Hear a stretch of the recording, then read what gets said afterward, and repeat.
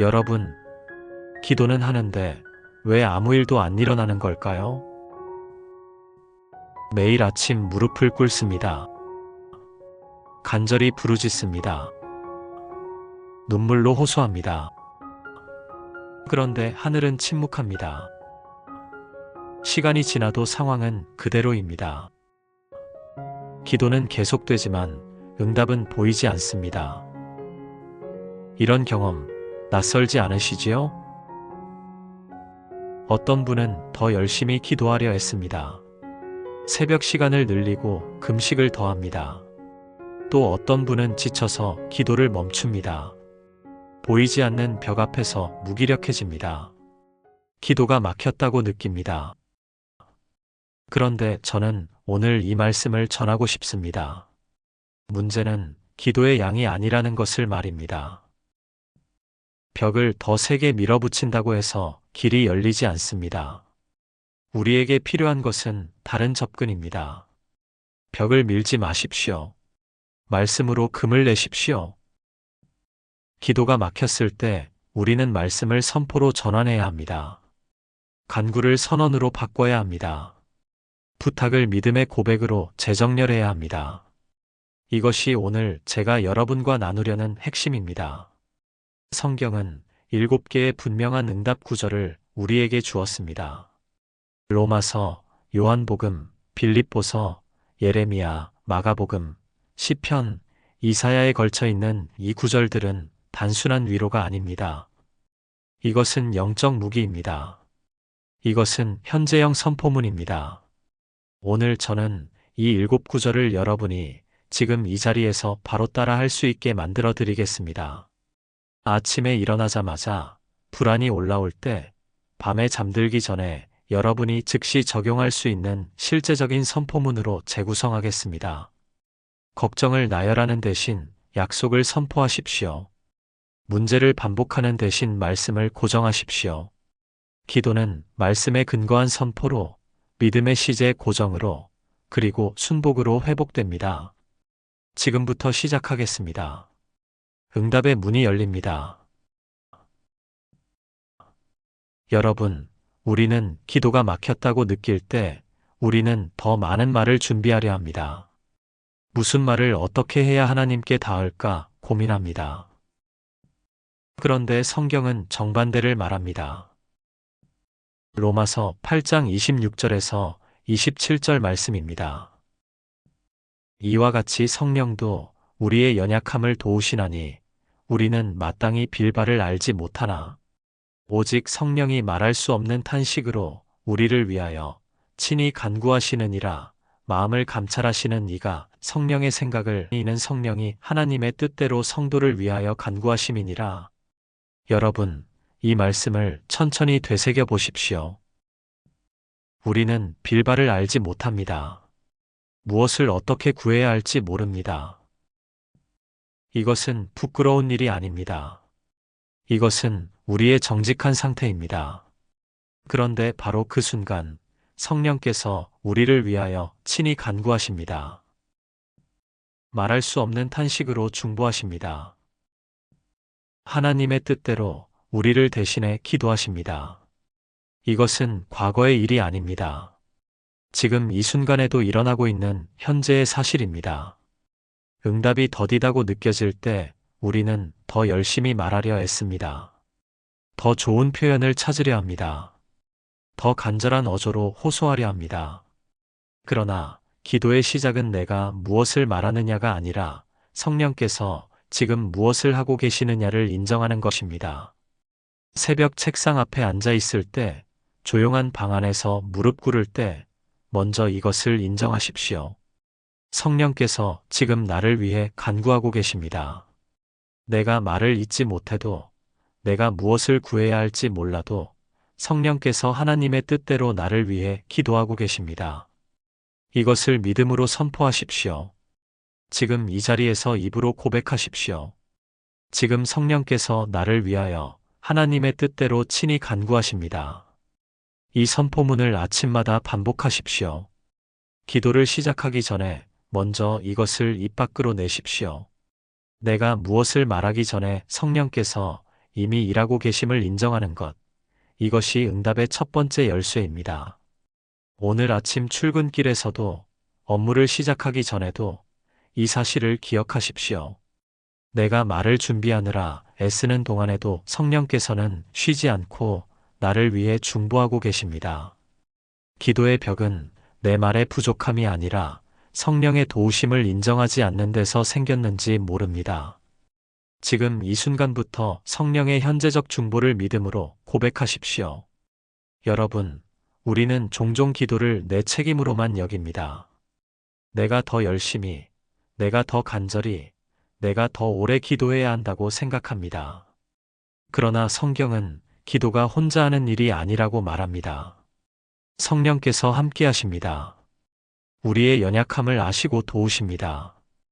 병원 대기실에서 불안할 때, 사무실 책상에서 막막할 때, 집안일로 지쳐 쓰러질 것 같을 때, 먼저 이것을 기억하십시오. 내가 무엇을 말하든 말하지 못하든 성령께서 나를 위해 기도하고 계십니다. 이것은 신학 이론이 아닙니다. 지금 이 순간의 실제입니다. 기도 응답이 더디다고 느껴질 때 우리는 두 가지 반응을 보입니다. 하나는 더 많이 말하려는 것입니다. 기도 시간을 늘리고 금식을 더하고 밤을 새웁니다. 다른 하나는 포기하는 것입니다. 어차피 안 되는구나 생각하며 기도 자리를 떠납니다. 그런데 둘 다 같은 문제를 안고 있습니다. 기도를 온전히 내 힘으로 해결하려 한다는 것입니다. 성령의 도우심을 인정한다는 것은 겸손의 문제입니다. 내가 모든 것을 알지 못함을 인정하는 것입니다. 내가 완벽한 기도를 드릴 수 없음을 받아들이는 것입니다. 그리고 바로 그 지점에서 성령께서 일하심을 믿는 것입니다. 내일 아침 기도를 시작하기 전 이 선포문을 먼저 고백하십시오. 지금 성령께서 나를 위하여 하나님의 뜻대로 친히 간구하십니다. 이 한 문장이 여러분의 기도를 바꿀 것입니다. 내 말에 많고 적음이 아니라 성령의 현재적 중보가 기도의 토대임을 깨닫게 될 것입니다. 기도의 벽은 무너지기 시작합니다.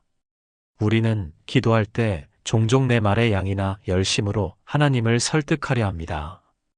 더 많이 말하고 더 간절히 부르짖으면 응답받을 수 있을 거라 생각하지요. 그러나 기도의 능력은 우리의 말 숫자에 있지 않습니다. 기도의 결속점은 오직 한 곳, 예수 그리스도의 이름입니다. 요한복음 14장 13절에서 14절 주님께서 이렇게 말씀하셨습니다.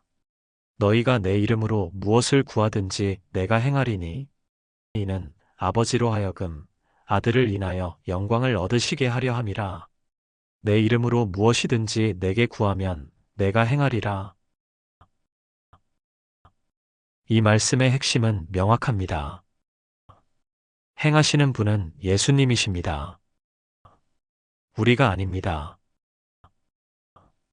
우리는 단지 그 이름의 권세를 의지해 간구할 뿐이지요.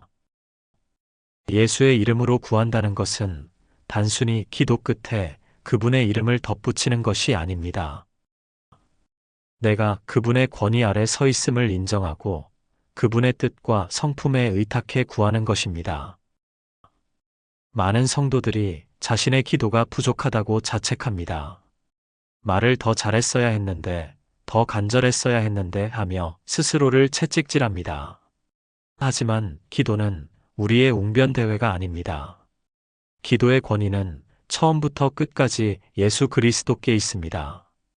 그분이 행하십니다. 그분이 시행하십니다. 그렇다면 우리는 무엇을 해야 할까요? 단순히 그 이름을 부르고 그 이름의 능력을 신뢰하며 그 이름 안에 우리의 요청을 담으면 됩니다. 십자가를 바라보십시오. 그곳에서 모든 권세가 완성되었습니다. 부활의 주님은 지금도 살아계시며 우리의 기도를 들으십니다. 오늘 아침 출근길에서든 병원 대기실에서든 조용히 이 선포를 입술에 담아보시기 바랍니다. 나는 예수의 이름으로 구하며 주께서 지금 행하심을 믿습니다. 이것은 선언입니다. 우리의 연약함을 인정하되 그분의 강함을 의지하는 믿음의 고백입니다.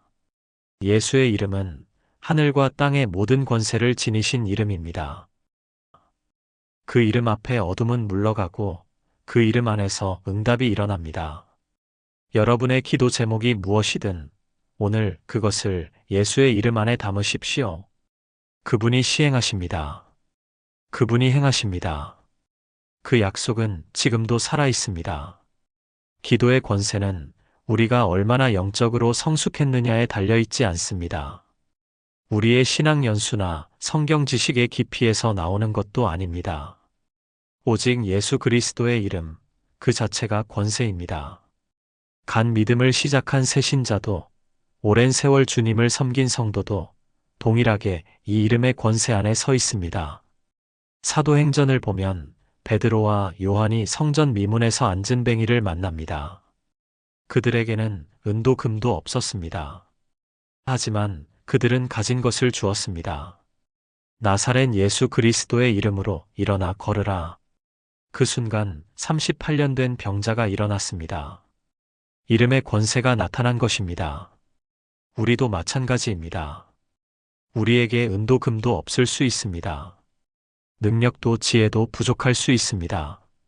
하지만 우리에게는 예수의 이름이 있습니다. 그 이름 하나면 충분합니다. 그 이름으로 구할 때 주님은 행하십니다.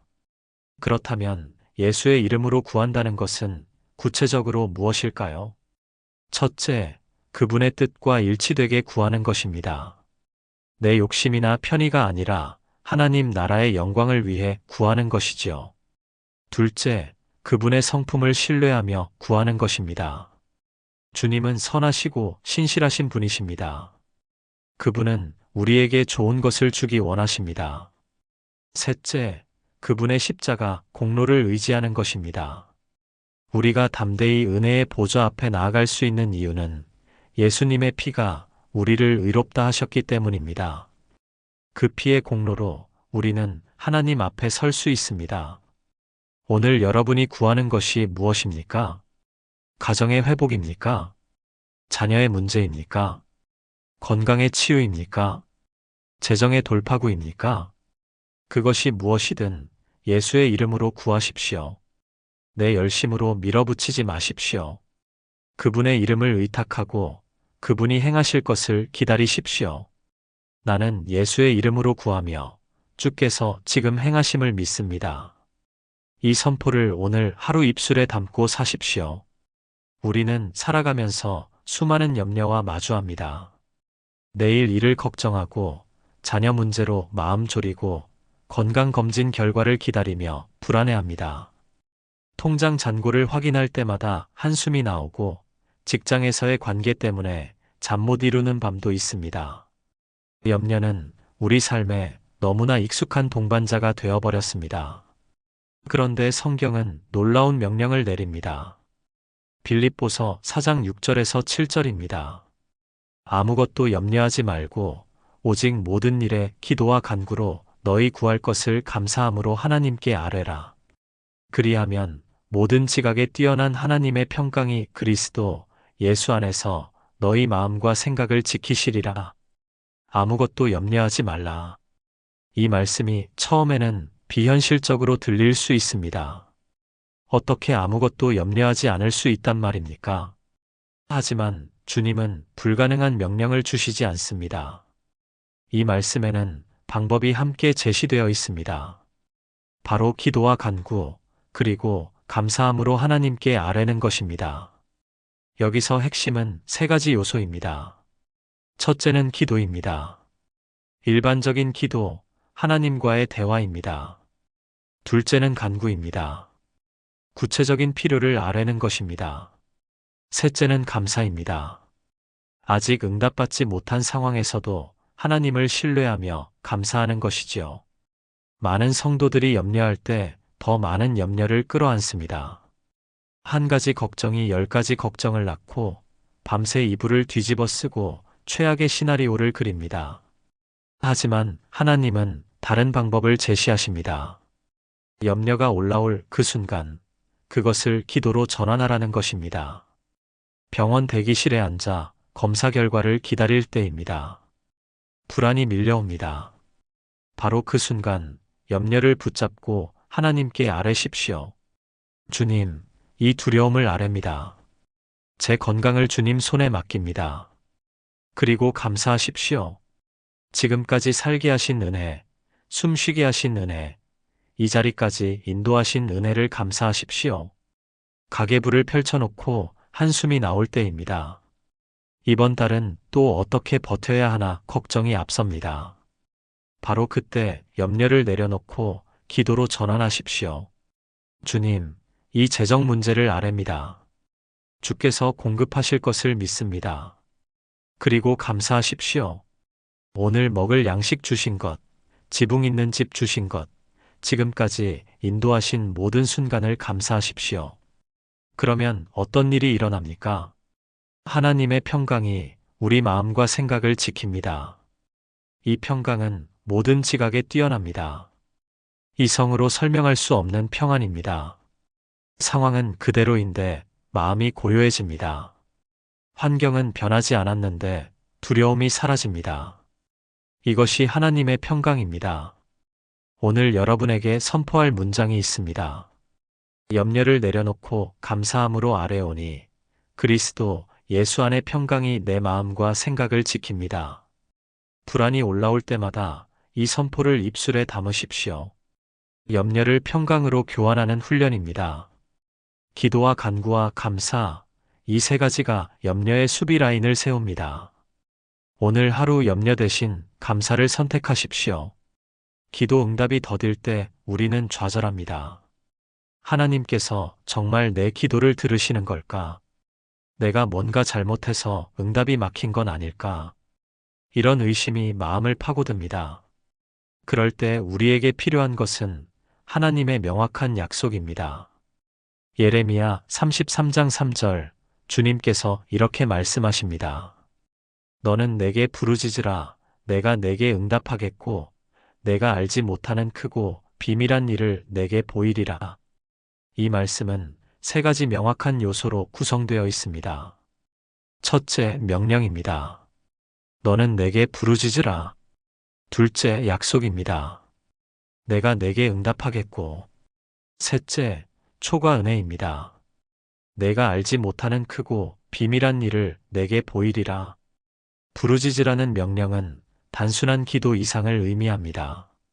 부르짖음은 간절함입니다. 체면이나 형식을 내려놓고 하나님 앞에 나아가는 절박한 태도입니다. 예레미야 선지자가 이 말씀을 받을 당시 이스라엘은 바벨론 포로기였습니다. 절망적인 상황이었지요. 바로 그 순간 하나님은 부르짖으라고 명령하십니다. 우리 삶에도 절망의 순간이 찾아옵니다. 더 이상 희망이 보이지 않는 막다른 골목입니다. 바로 그때 하나님은 말씀하십니다. 부르짖으라. 형식을 차리지 말고 체면을 생각하지 말고 있는 그대로의 심정을 쏟아내라는 것입니다. 그리고 주님은 약속하십니다. 내가 내게 응답하겠고. 이것은 조건부 약속이 아닙니다. 내가 완벽하면 응답하겠다는 것도 아닙니다. 내가 부르짖으면 내가 응답하겠다는 단순하고 명확한 약속입니다. 응답하겠다는 말씀은 히브리어로 아나라는 동사가 쓰였습니다. 이것은 대답하다, 반응하다는 뜻입니다. 하나님은 우리의 부르짖음에 침묵하지 않으십니다. 반드시 응답하십니다. 때로는 우리가 원하는 방식이 아닐 수 있습니다. 하지만 반드시 응답하십니다. 더 놀라운 것은 세 번째 약속입니다. 내가 알지 못하는 크고 비밀한 일을 내게 보이리라. 하나님은 우리가 구한 것보다 더 크게 일하십니다. 우리는 작은 해결책을 구하는데 하나님은 큰 그림을 보여주십니다. 우리가 상상하지 못한 방법으로 길을 여십니다. 골방에서 무릎 꿇고 기도할 때입니다. 더 이상 무슨 말을 해야 할지 모를 때가 있습니다. 바로 그때 이 말씀을 붙드십시오. 주여, 내가 부르짖습니다. 알지 못하는 크고 비밀한 일을 오늘 보이소서. 이것은 단순한 기도가 아닙니다. 하나님의 약속을 호출하는 것입니다. 주님께서 이미 예레미야를 통해 주신 약속을 지금 내 상황에 적용하는 것입니다. 부르짖으라 했으니 부르짖습니다. 응답하겠다 했으니 응답을 기다립니다. 크고 비밀한 일을 보이리라 했으니 그것을 기대합니다. 건강 문제로 고민하는 성도가 있습니까? 자녀 문제로 눈물 흘리는 부모가 있습니까? 사업의 돌파구를 찾지 못해 답답한 분이 있습니까? 오늘 이 약속을 호출하십시오. 주님, 부르짖습니다. 응답해 주십시오. 제가 알지 못하는 해법을 보여주십시오. 하나님은 지금도 살아계십니다. 예레미야 시대에만 응답하신 분이 아닙니다. 지금 이 순간에도 우리의 부르짖음을 들으시고 응답하십니다. 감추어진 해결책은 간절한 호출 위에 열립니다. 오늘 응답 약속을 붙들고 담대히 주님 앞에 나아가십시오. 우리는 기도할 때 주로 미래형으로 말합니다. 주님, 이루어질 것을 믿습니다. 응답해 주실 것을 기대합니다. 언젠가 이루어지겠지요. 이런 표현들은 자연스럽습니다. 하지만 성경은 우리에게 전혀 다른 시제를 제시합니다. 마가복음 11장 24절 예수님께서 말씀하십니다. 그러므로 내가 너희에게 말하노니 무엇이든지 기도하고 구하는 것은 받은 줄로 믿으라. 그리하면 너희에게 그대로 되리라. 받을 것이다가 아닙니다. 받은 줄로 믿으라입니다. 이것은 시제의 전환입니다. 미래가 아니라 과거 완료형입니다. 이미 받았다고 믿는 것입니다. 아직 손에 쥐어지지 않았어도, 눈에 보이지 않아도 이미 받은 것으로 간주하라는 것입니다. 이 말씀은 단순한 긍정적 사고가 아닙니다. 현실 부정도 아닙니다.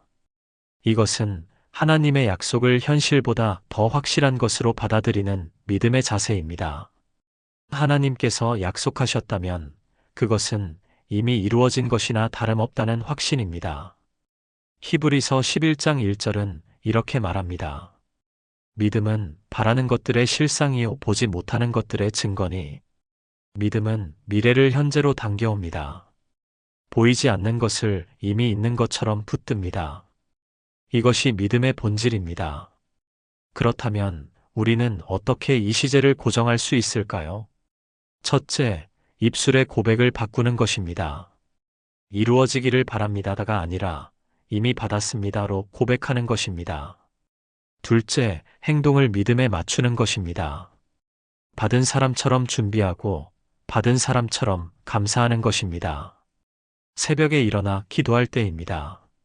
어제와 똑같은 문제가 그대로 놓여 있습니다. 아무것도 변한 것 같지 않습니다. 바로 그 순간 시제를 고정하십시오. 지금 구한 것을 받은 줄로 믿습니다. 현실이 약속을 따릅니다. 이것은 현실을 무시하는 것이 아닙니다.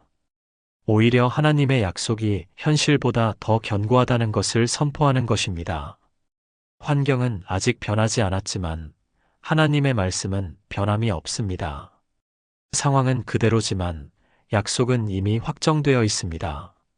아브라함을 보십시오.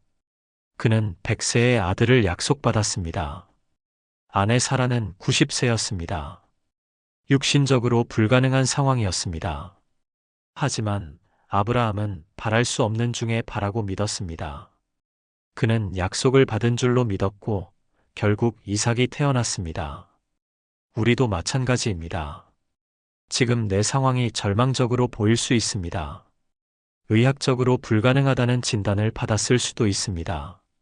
재정적으로 막다른 골목에 서 있을 수도 있습니다. 하지만 하나님의 약속은 환경보다 크고 진단보다 강하고 통장 잔고보다 확실합니다.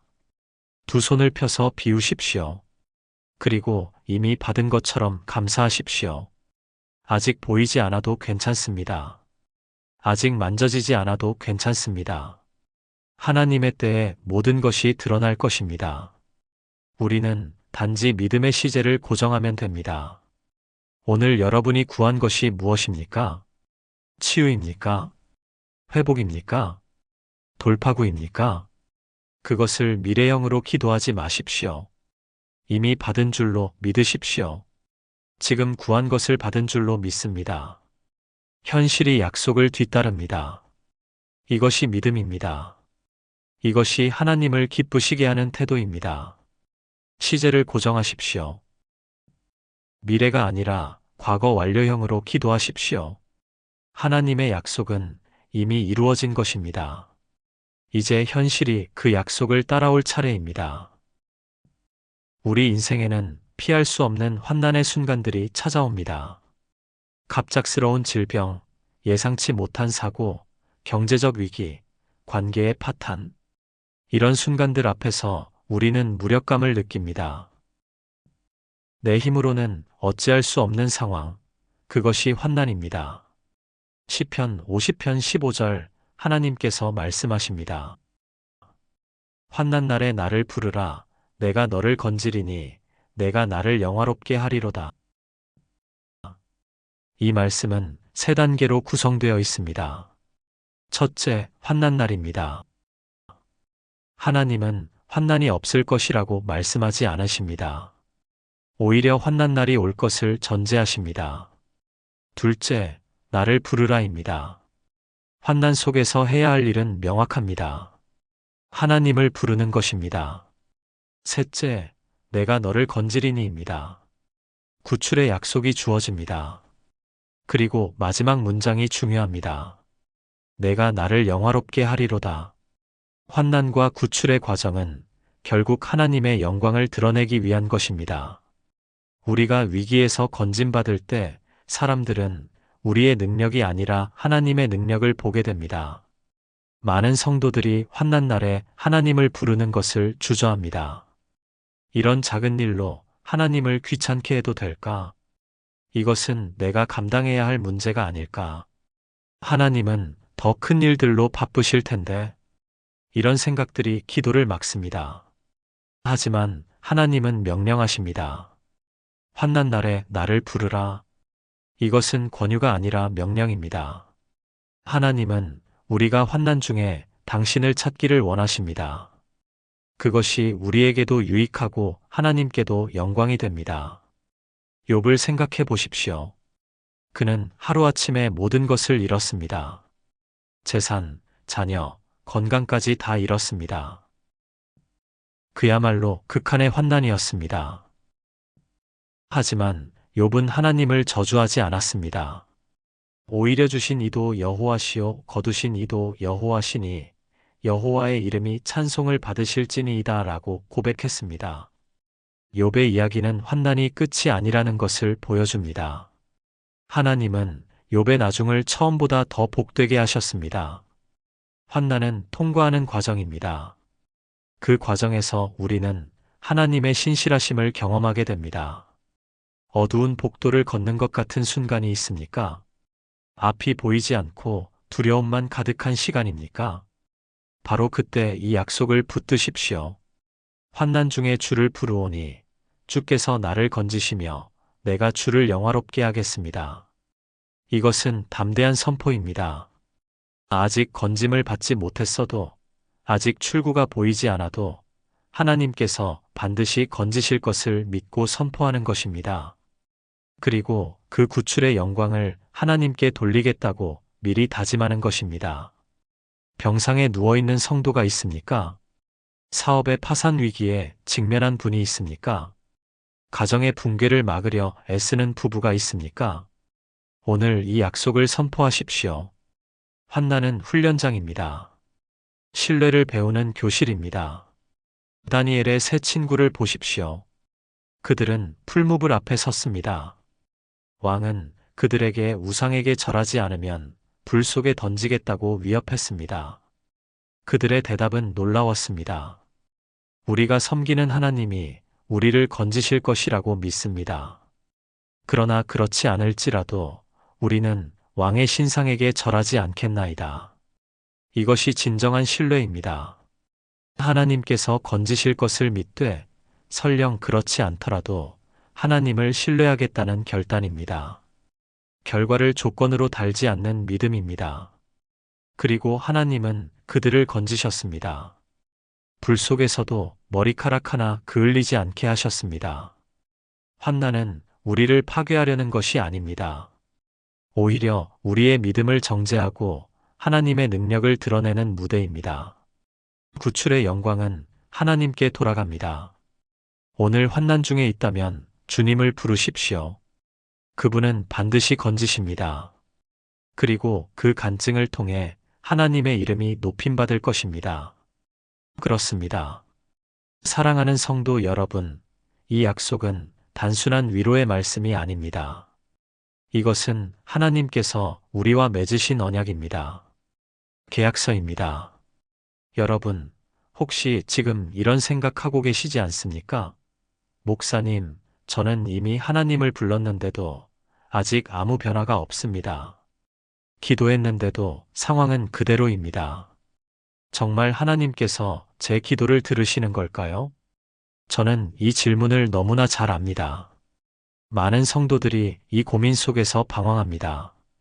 그래서 오늘 제가 꼭 말씀드리고 싶은 것이 있습니다. 하나님의 구원은 우리의 시간표가 아니라 하나님의 시간표로 임합니다. 우리가 원하는 방식이 아니라 하나님의 방식으로 임합니다. 하지만 반드시 임합니다. 이것이 약속입니다. 여러분, 요셉을 생각해 보십시오. 그는 형들에게 팔려 노예가 되었습니다. 억울한 누명을 쓰고 감옥에 갇혔습니다. 그가 감옥에서 보낸 시간이 얼마나 됩니까? 10여 년입니다. 그 긴 세월 동안 요셉은 무엇을 했을까요? 성경은 이렇게 말합니다. 여호와께서 요셉과 함께 하셨습니다. 감옥 안에서도 노예의 신분으로도 하나님은 요셉과 함께 계셨습니다. 그리고 마침내 하나님의 때가 되었을 때 요셉은 하루아침에 애굽의 총리가 되었습니다. 그때 요셉이 무엇이라고 고백했습니까? 하나님이 나를 먼저 보내셨나이다. 생명을 구원하시려고 나를 앞서 보내셨나이다. 요셉은 자신의 고난이 헛되지 않았음을 깨달았습니다. 그 모든 과정이 하나님의 섭리 안에 있었음을 알았습니다. 사랑하는 성도 여러분, 지금 여러분의 환난도 마찬가지입니다. 하나님은 지금 이 순간에도 일하고 계십니다. 보이지 않는 곳에서 들리지 않는 방식으로 하나님은 여러분을 위한 길을 예비하고 계십니다. 그러니 낙심하지 마십시오. 포기하지 마십시오. 계속해서 주님을 부르십시오. 주님의 이름을 부르는 것을 멈추지 마십시오. 환난 중에 주를 부르오니 주께서 나를 건지시며 내가 주를 영화롭게 하겠나이다. 이 고백을 매일 아침 선포하십시오. 잠들기 전에 다시 한번 고백하십시오. 여러분의 입술에서 나오는 이 고백이 하늘에 상달됩니다. 그리고 하나님은 반드시 응답하십니다. 때로는 우리가 원하는 것보다 더 좋은 것으로, 때로는 우리가 생각지도 못한 방법으로 하나님은 우리를 건지십니다. 그리고 그 모든 영광을 받으실 자격이 있으신 분입니다. 여러분, 오늘 이 예배를 마치고 돌아가실 때 이것 하나만 기억하십시오. 환난은 끝이 아니라 과정입니다. 그 과정을 통과하는 동안 하나님은 여러분과 함께 계십니다. 절대로 단 한순간도 여러분을 홀로 두지 않으십니다. 그런데 말입니다, 여러분. 제가 목회하면서 수많은 성도들을 만났습니다. 그분들 중에는 정말 말로 형언할 수 없는 고통을 겪은 분들이 계십니다. 암 선고를 받았던 분, 사업 실패로 모든 것을 잃었던 분, 자녀를 잃은 부모님들, 이혼의 아픔을 겪은 분들. 그런데 놀라운 것이 있습니다. 그 환난을 통과하고 나서 그분들이 제게 하시는 말씀이 있습니다. 목사님, 그때 그 고통이 없었다면 저는 하나님을 이렇게 깊이 알지 못했을 것입니다. 여러분, 이게 무슨 말씀입니까? 고통을 즐기자는 말이 아닙니다. 환난을 자초하자는 말이 아닙니다. 그러나 피할 수 없는 환난이 왔을 때 그 환난 속에서 우리는 하나님을 더 깊이 만나게 된다는 것입니다. 평온할 때는 하나님이 필요 없습니다. 아니, 필요 없다고 느낍니다. 내 힘으로 살 수 있다고 착각합니다. 그러나 환난이 오면 달라집니다. 내 능력의 한계를 절감합니다. 내가 얼마나 연약한 존재인지 깨닫습니다. 바로 그 순간 하나님께서 일하십니다. 우리의 연약함이 드러날 때 하나님의 능력이 완전하게 나타납니다. 사도 바울이 이렇게 고백하지 않았습니까? 내가 약할 그때의 강함이라. 여러분 중에 혹시 지금 병원 침대에 누워 계신 분이 있습니까? 치료비 걱정에 잠 못 이루시는 분이 계십니까? 저는 감히 말씀드립니다. 하나님은 바로 그 병실에 계십니다. 그 근심 가운데 함께 계십니다. 얼마 전에 우리 교회 한 권사님께서 간증하셨습니다. 유방암 사기 진단을 받으셨대요. 의사는 말했습니다. 6개월 정도 남았습니다. 그 순간 권사님은 무너졌습니다. 하지만 그날 밤 권사님은 하나님 앞에 엎드렸습니다. 하나님, 제가 살든지 죽든지 주님의 뜻대로 하옵소서. 그러나 저를 건지시면 남은 평생 주님만 전하며 살겠습니다. 그리고 지금 그 권사님은 이 자리에 앉아 계십니다. 5년이 지났습니다. 암세포는 완전히 사라졌습니다. 의사들이 기적이라고 말합니다. 하지만 우리는 압니다. 그것은 기적이 아니라 하나님의 신실하심입니다. 권사님은 지금 암 환자들을 위해 기도하는 사역을 하고 계십니다. 같은 아픔을 겪는 사람들을 위로하고 계십니다. 그분의 간증을 듣고 얼마나 많은 사람들이 소망을 얻었는지 모릅니다. 이것이 바로 내가 나를 영화롭게 하리로다의 의미입니다. 우리가 환난에서 건짐받을 때 그 간증이 다른 이들에게 힘이 됩니다. 그리고 사람들은 우리가 아니라 우리를 건지신 하나님을 보게 됩니다. 사랑하는 성도 여러분, 여러분의 환난도 똑같습니다. 지금은 어둡고 힘들어도 이 시간이 지나고 나면 여러분에게도 간증이 생길 것입니다. 그 간증으로 누군가에게 소망을 줄 수 있을 것입니다. 그러니까 이 고난을 헛되이 낭비하지 마십시오. 원망과 불평으로 시간을 보내지 마십시오. 대신 이 시간을 하나님과 더 깊이 교제하는 시간으로 만드십시오. 주님의 음성을 듣는 시간으로 만드십시오. 환난은 훈련장입니다. 신뢰를 배우는 교실입니다. 그리고 이 교실을 졸업하면 여러분은 이전과는 다른 사람이 되어 있을 것입니다. 더 성숙하고, 더 강하고, 더 하나님을 닮은 사람이 되어 있을 것입니다. 사랑하는 성도 여러분, 이제 말씀을 마무리하겠습니다. 오늘 우리가 함께 나눈 시편 50편 15절 말씀을 다시 한번 봅시다. 환난 날에 나를 부르라. 내가 너를 건지리니 내가 나를 영화롭게 하리로다. 이 말씀은 단순한 약속이 아닙니다. 이것은 하나님과 우리 사이의 언약입니다. 하나님께서 먼저 손을 내미신 것입니다. 너희가 환난 중에 나를 부르면 내가 반드시 건지겠다. 이것이 하나님의 약속입니다. 우리가 해야 할 일은 명확합니다. 환난 날에 주님을 부르는 것입니다. 그리고 하나님께서 하실 일도 명확합니다. 우리를 건지시는 것입니다. 그 결과는 무엇입니까? 하나님께서 영광을 받으시는 것입니다. 욥기 1장 21절에서 욥은 이렇게 고백했습니다. 주신 이도 여호와시요 거두신 이도 여호와시니 여호와의 이름이 찬송을 받으실지니이다. 모든 것을 잃은 순간에도 욥은 하나님을 찬양했습니다. 다니엘서 3장 17절에서 18절. 새 친구들은 이렇게 말했습니다. 우리가 섬기는 하나님이 우리를 맹렬히 타는 풀무불 가운데에서 능히 건져내시겠고 왕의 손에서도 건져내시리이다.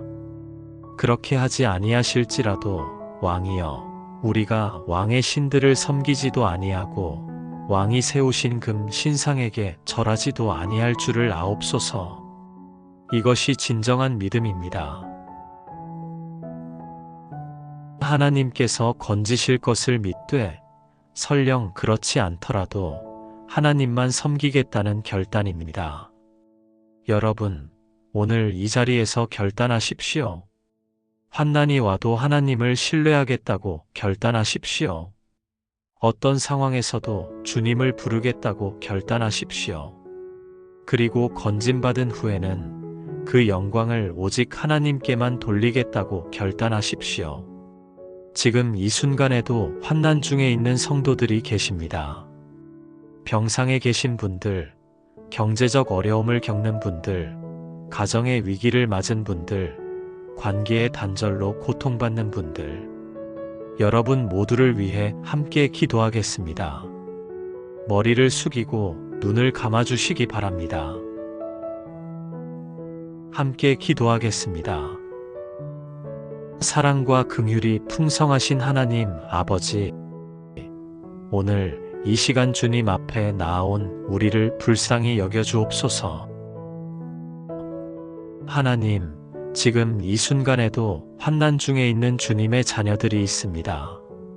질병으로 고통받는 자들, 경제적 어려움으로 절망하는 자들, 관계의 상처로 아파하는 자들이 있습니다. 주님, 그들이 오늘 이 말씀을 붙들게 하옵소서. 환난 날에 나를 부르라. 내가 너를 건지리니 내가 나를 영화롭게 하리로다. 이 약속의 말씀을 마음 깊이 새기게 하옵소서. 하나님, 우리가 환난 중에 원망하지 않게 하옵소서. 불평하지 않게 하옵소서. 대신 주님을 부르게 하옵소서. 주님의 이름을 외치게 하옵소서. 주님, 지금 병원 침대에 누워 계신 성도들을 기억합니다. 그들에게 치유의 손길을 베풀어 주옵소서. 고통 중에도 주님의 평강을 경험하게 하옵소서. 의료진들에게 지혜를 주시고 가족들에게 힘을 주옵소서. 하나님, 경제적 어려움을 겪는 성도들을 기억합니다. 사업이 어려운 자들, 빚에 짓눌린 자들, 생계가 막막한 자들을 도우소서. 주님께서 친히 길을 열어 주옵소서. 필요한 것을 채워 주옵소서. 주님, 가정의 위기를 맞은 성도들을 기억합니다. 부부간의 갈등, 자녀와의 문제, 부모님과의 어려움을 겪는 자들을 불쌍히 여겨 주옵소서. 사랑과 용서로 회복시켜 주옵소서. 하나님, 우리 모두가 고백합니다. 환난 중에 주를 부르오니 주께서 나를 건지시며 내가 주를 영화롭게 하겠나이다. 주님, 이 고백이 입술의 고백으로만 끝나지 않게 하옵소서. 삶으로 증명하는 고백이 되게 하옵소서. 그리하여 주님의 이름이 높임받게 하옵소서. 우리를 건지실 때에 우리의 능력이 아니라 주님의 능력을 사람들이 보게 하옵소서. 우리의 지혜가 아니라 주님의 섭리를 사람들이 깨닫게 하옵소서. 오늘 이 예배를 마치고 돌아가는 우리 모두에게 소망을 주옵소서. 환난은 끝이 아니라 과정임을 믿게 하옵소서. 그 과정 중에도 주님께서 함께 하심을 경험하게 하옵소서. 이 모든 기도를 우리 주 예수 그리스도의 이름으로 기도드립니다. 아멘. 여러분, 오늘 이 말씀을 가슴에 품고 환난이 와도 두려워하지 마십시오. 주님께서 여러분과 함께 하십니다. 주님을 부르십시오. 그분은 반드시 응답하십니다. 하나님의 은혜와 평강이 여러분 모두와 함께 하시기를 축원합니다. 아멘. 오늘 말씀이 여러분의 마음에 위로가 되었기를 바랍니다. 지금 환난 중에 계신다면 이 말씀이 여러분에게 소망의 빛이 되길 소망합니다. 이 영상이 도움이 되셨다면 구독과 좋아요 부탁드립니다. 그리고 혹시 주변에 힘든 시간을 보내고 계신 분이 있다면 이 영상을 공유해 주세요. 여러분의 작은 나눔이 누군가에게는 큰 힘이 될 수 있습니다. 댓글로 여러분의 기도 제목이나 간증을 남겨주셔도 좋습니다. 함께 기도하며 서로를 격려하는 공간이 되었으면 합니다. 다음 영상에서도 여러분에게 힘이 되는 말씀으로 찾아뵙겠습니다. 오늘도 하나님의 은혜가 여러분과 함께 하시길 기도합니다. 감사합니다.